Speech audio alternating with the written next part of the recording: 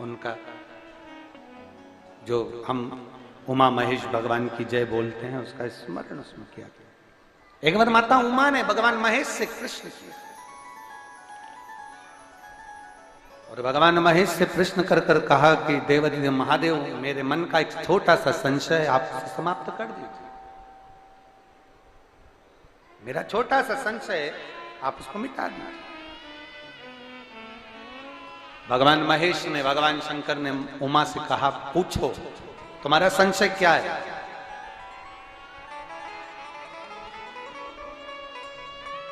तुम्हारे भीतर का संशय बताओ, संशय है क्या? उमा ने कहा, मृत्यु लोक में जन्म लेने वाला मनुष्य अपने कर्म का भोग भोगता है देवाधिदेव महादेव।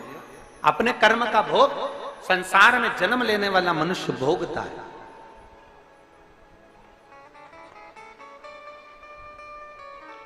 पर मान लो, उमा कह रही है भगवान महेश से, मान उसकी किस्मत में सुख लिखा ही नहीं है, उसके भाग्य में अच्छा लिखा ही नहीं है, उसके भाग्य में सुख है ही नहीं। उसको पूरी जिंदगी अपशब्द ही मिलना है, उसको पूरी जिंदगी आड़ा टेढ़ा ही मिलना है, उसको पूरी जिंदगी दुख ही, उसको पूरी जिंदगी दुख ही दुख मिलना है। मान लो उसकी किस्मत में तकलीफ ही तकलीफ लिखी है, दुख ही दुख लिखा है, कष्ट ही कष्ट लिखा है, और मानव देह उसको मिली है, तो वो जीव क्या करे? ये माता उमा महेश भगवान से करे, भगवान शिव से। आप लोगों ने उमा महेश की कथा अपने जीवन में धारण करी कि नहीं करी वो हमको नहीं स्मरण है, पर एक बात का स्मरण करिएगा, ये जो कथा चल रही है ये गौरी शंकर चल रही है। इसके बाद में जो अमलेश्वर में कथा है वो कौन सी है? समर्पण शिव महापुराण कथा। उस समर्पण शिव महापुराण की कथा जब 2 तारीख को विराम हो जाएगी, तब उसके बाद में जो कथा 6 जून को प्रारंभ होगी सोलापुर महाराष्ट्र में, उस कथा का नाम रहेगा उमा महेश शिव महापुराण की कथा। उसको जरूर सुनो। सोलापुर में जो 6 जून से कथा होगी उसका नाम उमा महेश शिव महापुराण। उसको सुनना, श्रवण करना, उसको धारण करना है। उसमें इतने प्रश्न माता उमा ने भगवान महेश से करे हैं और महेश भगवान शंकर उसका हर प्रश्न का उत्तर दे रहा है। भगवान महेश भगवान शंकर हर प्रश्न का। बाबा भोलेनाथ जी से कहा माता उमा ने, भगवान शिव जी से महेश भगवान से भगवान शंकर से करेंगे, बाबा भोलेनाथ जी बताओ, संसार में जन्म लेने वाले व्यक्ति के जीवन में उसके भाग्य में अगर सुख नहीं है, उसके भाग्य में खुशियां नहीं है, उसके भाग्य में कोई अच्छा है ही नहीं, तो वो जीव क्या करेगा? वो जीव क्या करेगा?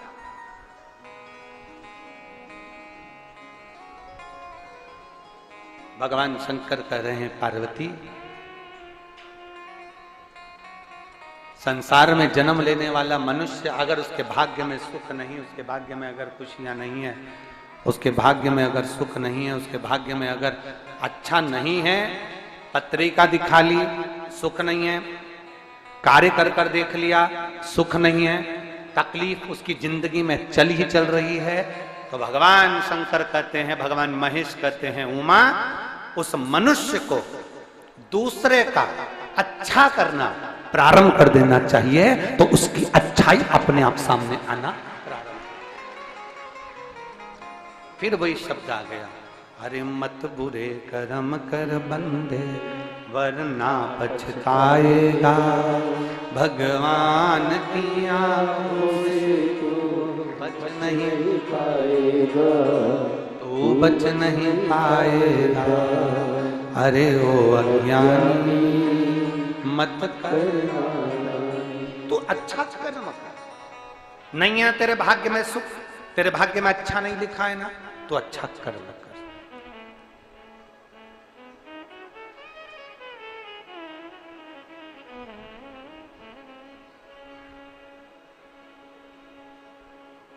आज थोड़ा सा हम कहेंगे, आप उसको, कई लोग उस पर हंसेंगे भी, और कथा होने के बाद लोग बाग उस पर ताने भी कसेंगे, ठीक है?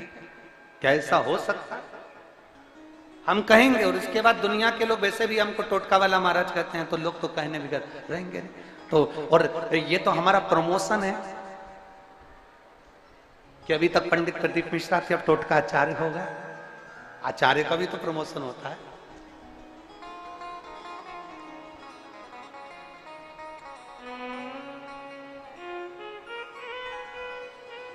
जिसका खुद का मकान नहीं हो, खुद का मकान नहीं हो, किराए के मकान में रहते रहते जिंदगी बीत रही हो, खुद का नहीं, और बहुत दुख का जीवन चल रहा हो, बहुत कष्ट का जीवन, बहुत अपना खुद का कोई मकान नहीं, मान लो प्लाट है पर मकान बन नहीं रहा, या कोई प्रॉपर्टी अपनी नहीं बन रही, तो हम इस व्यासपीठ से कहना चाहेंगे कि एक प्रयोग अवश्य करिएगा, एक प्रयोग अवश्य। अपने आसपास के 5-6 बेलपत्र के वृक्ष देख लीजिए, अपने आसपास के नजदीक के 5-6 बेलपत्र के बड़े बड़े वृक्ष देख लो या छोटे वृक्ष देख लो, उन 5-6 वृक्ष को धीरे धीरे उनकी सेवा करना प्रारंभ करो, उन वृक्षों को बड़ा करना प्रारंभ करो, उन वृक्ष के नीचे सफाई करना प्रारंभ करो, उन वृक्ष को जल देना प्रारंभ करो, उन वृक्ष को आप खाद देना प्रारंभ करो, उन वृक्ष की सेवा संभाल करना प्रारंभ कर दो, उस वृक्ष के नीचे बुआरी काटना प्रारंभ कर दो, झाड़ू लगाना प्रारंभ कर दो, उस वृक्ष के नीचे सफाई करना प्रारंभ कर दो, उस बेलपत्री के 5-6-7 वृक्ष को आप गोद ले लो। गोद लेना मतलब मैं इसकी सेवा करूंगा, मैं इसमें जल दूंगा, मैं इसके खाद दूंगा, मैं इसकी सेवा करूंगा, कुछ मत करो, बस केवल इस शरीर से उस बेलपत्र के वृक्ष की सेवा करना रोज प्रारंभ कर दो। 6 महीना इंतजार करना और 6 महीना लगातार सेवा करना, 7वां महीना आपका और हमारा, और बताना कि भोलेनाथ ने प्रॉपर्टी दिलाई कि नहीं दिलाई और आगे बढ़ाया।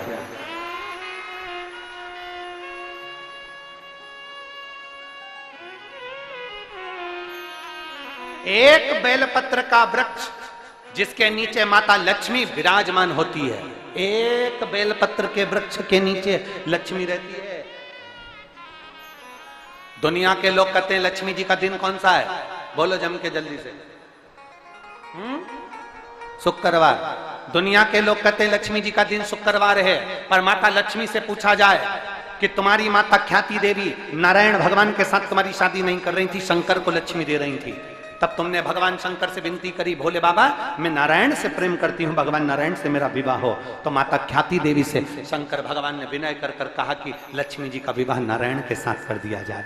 भगवान नारायण के साथ जब लक्ष्मी जी का विवाह हो गया, तब लक्ष्मी जी हाथ जोड़कर बोलती हैं, बाबा मेरा विवाह नारायण के साथ हो गया, पर मैं आपके चरणों की सेवा करना चाहती हूँ, बाबा आप कृपा करिए कि मैं क्या करूं आपके लिए। शंकर भगवान कहते हैं, लक्ष्मी बस 2 चीजें कर दे, एक सोमवार के दिन तू मेरे मंदिर के दरवाजे पर चौखट पर बैठ जाना, और दूसरा प्रतिदिन शाम के समय पर तू बेलपत्री के पेड़ के नीचे बैठ जाना। जो तेरी बेल वृक्ष के नीचे सेवा करने आए, जो शंकर जी के मंदिर में सोमवार को जल चढ़ाने आए, उसका जो पात्र जल चढ़ाकर जब वो घर लेकर जाए, उसके पीछे पीछे पात्र के पीछे पीछे तू जाना, और उसके घर में लक्ष्मी का भंडार भरकर आए। लक्ष्मी बेलपत्र के वृक्ष के नीचे तू विराजमान हो जा, उस बेलपत्र के वृक्ष के नीचे जो बुआरी लगाए, सेवा करे, चाकरी करे, एक बेटी को जैसे बड़ा करते हैं वैसे बेलपत्री के वृक्ष को जो बड़ा करे, बेलपत्री के वृक्ष का जो पालन करे, पोषण करे, उसकी संभाल करे, उस बेलपत्री के वृक्ष को जैसे जैसे वो उन्नति करे, वैसे वैसे उसके घर में समृद्धि बढ़ते जाए, उसके घर में वैभव बढ़ते जाए। ये शंकर भगवान माता लक्ष्मी से करे, भगवान शिव माता लक्ष्मी से करे।